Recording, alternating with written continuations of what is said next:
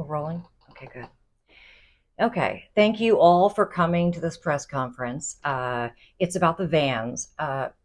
In the past couple of months or year, there have been questions about whether or not we can get them cleaned inside and out. The answer is yes.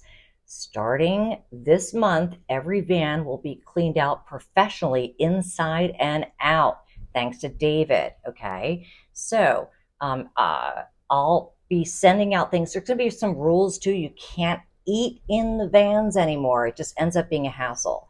So everybody who drives a van, yep, I see you all in the audience. Any questions? Okay, Nick.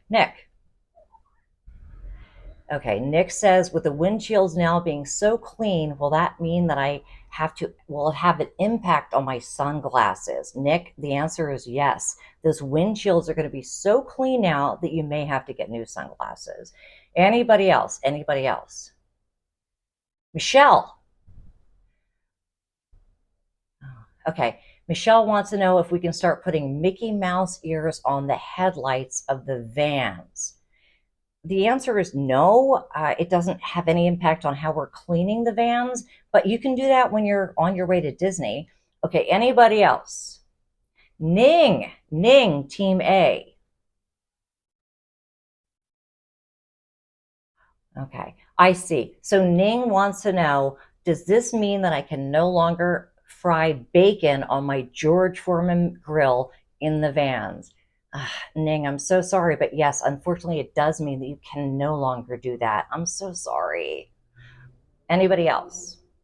Oh, Christina Ramos. Okay. Okay. Does this no food rule include Sour Patches? Well, I have no problem with you eating Sour Patches in the van if you're driving. Just throw away the wrapper. Anybody else? We're running out of time. Okay, Daniel. Daniel Wong from Team B. Okay, he wants to know that he keeps his weights in the trunk. Will the van cleaning ruin his weights? Daniel, it might, and maybe you should take them out. Oh, and one word from Christina. I'm sorry, Christina. Yes, it does include, the food rule includes Taco Bell and spaghetti.